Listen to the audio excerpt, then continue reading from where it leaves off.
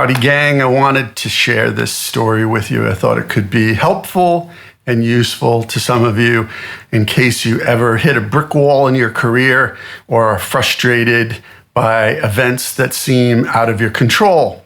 So back in 2009, I had played about 200 shows, and almost straight through from 2008 into 2009. And I was right at the end of my run of shows before I was to take a break. I was playing a festival here in America, and I was playing like 5 shows at this festival, which is not that uncommon. And like I said, I had done about 200 shows previously, and I was doing pretty good. I was rocking really well, and you know, you're on fire. You've been playing almost every night, and you've been playing the same material, so you're in command, and it's a really good feeling. So I was feeling pretty good about this festival, and I wasn't worried about competition from anybody, and I was enjoying hanging out with people. And I was playing either my first or my second set, and all of a sudden, out of nowhere, a pain shot from the tip of this finger, my fretting hand, all the way back up my arm into the back of my neck, like super sharp, searing pain. And I was like right in the middle of a song. And I'm like, oh my God, what is happening here? But, you know, being the old hockey player that I am, I just, bowled through it. And it hurt, and it was hard to press down, but I got through that set. And like I said, I had probably 3 more sets in the next couple days at the festival, but I got through it. I don't know how, but I got through it. Anyway, I got home, came back to Nashville, and immediately went to a doctor. Now, this is kind of funny, but not ha-ha funny.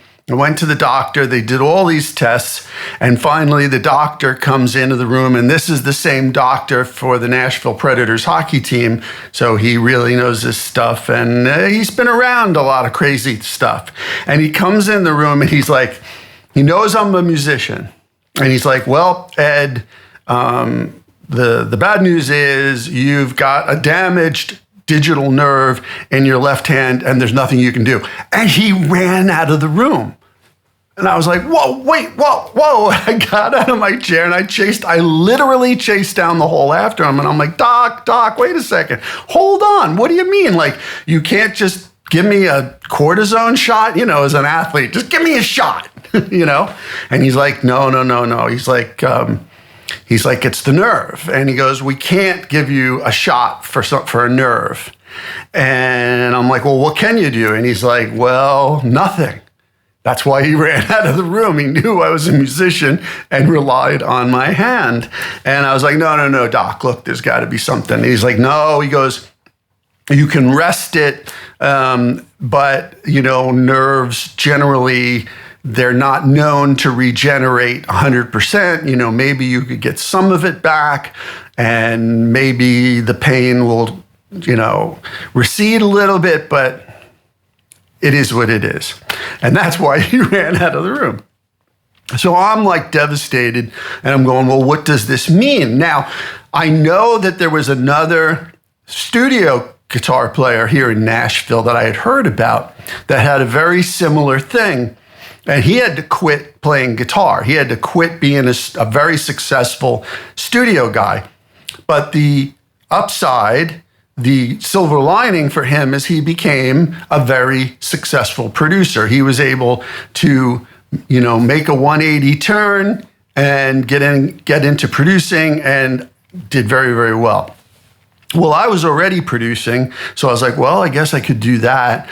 But then a friend of mine made a suggestion that changed my life, and this is why I'm telling you this story. He said to me, hey, and he didn't know about my finger. He just knew that I was, a searcher. I was always yearning to learn and get new information and get new influences. He's like, have you ever heard of Davy Graham and Bert Jansch? And I'm like, oh, I think I've heard those names. And he's like, here. And he burned me a CD with them on it. And I started listening to it. And he's like, They play in DADGAD, both of them, DADGAD tuning, D-A-D-G-A-D, which is sort of a semi-open tuning. And it allows you don't have to bar chord, you don't have to bar any fingers. And in fact, most of the time you're using 2 fingers at best to make sound, sometimes even 1.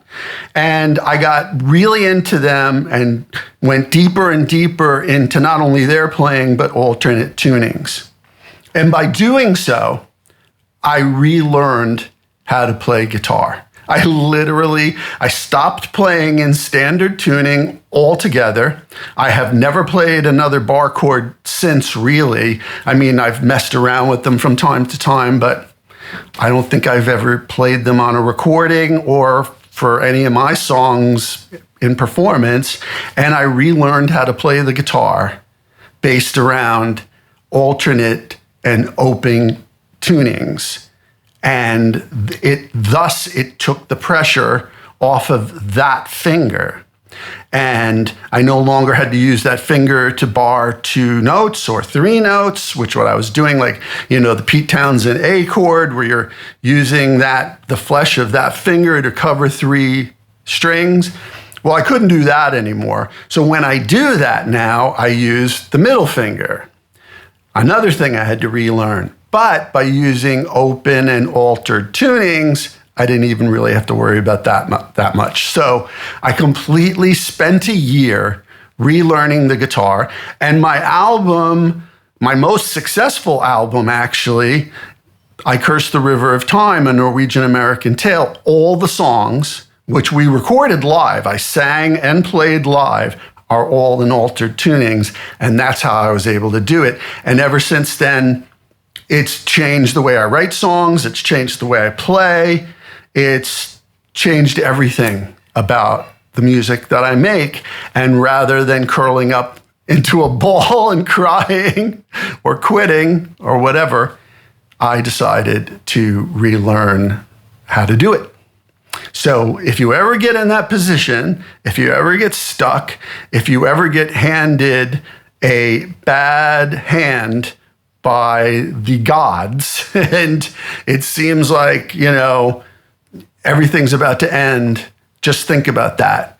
Just make a pivot and do something differently, learn something new. The other thing, one little addendum here, is that was the time precisely when I started also playing lap steel guitar, because all I need is a bar, and I just need to guide the bar with this hand. And I've made probably more albums since that injury, since 2009, instrumentally on lap steel, both with the London Experimental Ensemble and many, many jazz and free improv artists. I think I've made more albums on lap steel and Weissenborn and Dobro than I had previously in my entire career up to that point.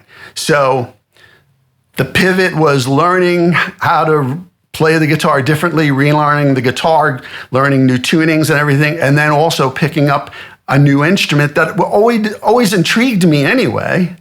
But now I had a good reason to learn how to play lap steel, and I think a lot of people think I'm pretty okay at it, and I know I enjoy it a great deal. So if anything ever happens to you like that, if you ever feel backed into a corner or shoved into a wall or something really tragic happens, I know it's bad and I'm with you, but don't be overwhelmed. Just figure a way out and pivot and do a 180, do a Costanza. That's what I call it, a Costanza. You do the opposite of everything you've ever done, and then all your dreams come true. You get a job with the Yankees and a hot, rich girlfriend, and et cetera, et cetera. Do a Costanza. Don't get frustrated. Don't quit. Do a Costanza. All right? That's what I did. Hope that helps. See you later.